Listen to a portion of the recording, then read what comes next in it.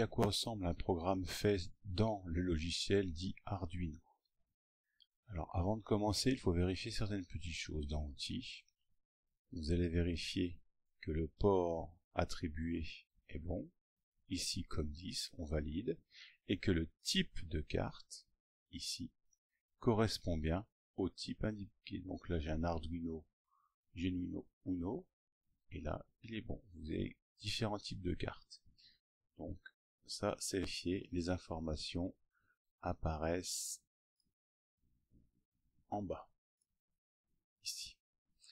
Ensuite, pour faire très simple, les programmes auront toujours la même structure. On inclut ici ce qu'on appelle des librairies. C'est des sous-programmes qui vont être appelés pour faire certaines tâches particulières. Ici, c'est IR Remote, c'est pour la télécommande infrarouge. Wire, c'est pour l'afficheur. Et RGB LCD, c'est pour l'afficheur particulier que j'ai, qui est un affichage à cristaux liquides. Ici, Liquid Crystal Display. RGB, parce qu'on peut faire afficher plusieurs couleurs de fond. Rouge, red, green, blue. Rouge, vert, bleu. Le programme se constitue toujours, on appelle les bibliothèques dont on a besoin, en fonction de ce qui est branché sur l'Arduino. Alors le principal problème, c'est de trouver la bonne bibliothèque correspondant au bon composant. Ici, nous définissons les variables.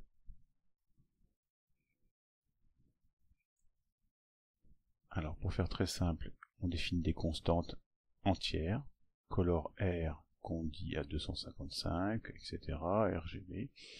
Ici, on a dit que le RECV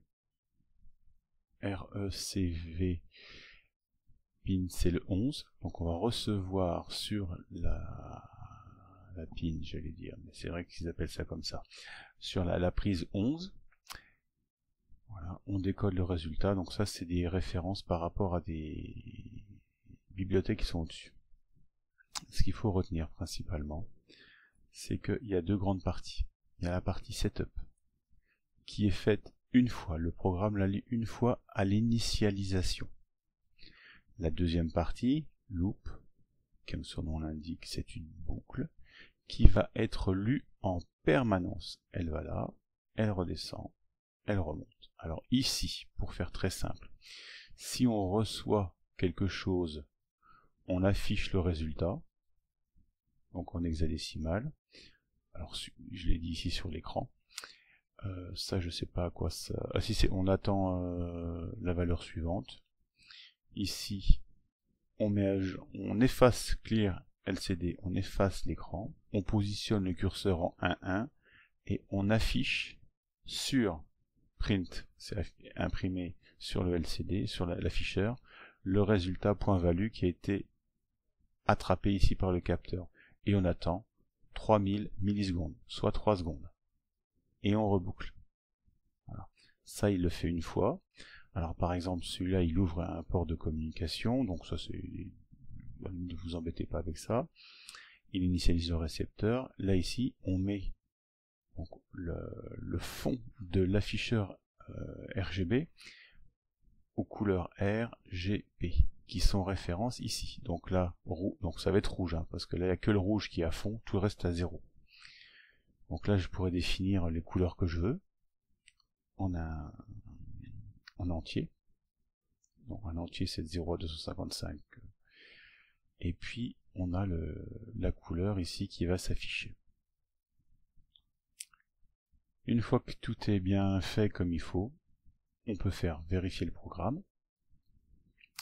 En dessous, vous avez donc une petite fenêtre qui va vous indiquer l'état. Alors moi j'ai des bibliothèques qui sont visiblement plus à jour. Alors là, le petit curseur vert, il va mettre un certain temps à avancer pour vérifier tous les paramètres qui sont dit, et surtout pour aller rechercher les librairies qui sont au-dessus. Une fois que c'est fait, vous pouvez cliquer ici sur téléverser, quand votre Arduino est bien branché bien sûr, avec les bons composants, et il va recompiler et la barre verte va avancer pour injecter ce programme-là dans la plaquette électronique et ainsi faire ce qui est demandé. C'est normal que ce soit un peu compliqué, mais ça c'est le langage, je dirais, le plus proche de l'Arduino. Ce qu'on a vu avant dans MBlock, c'est une couche supplémentaire pour faciliter son usage. Bon courage.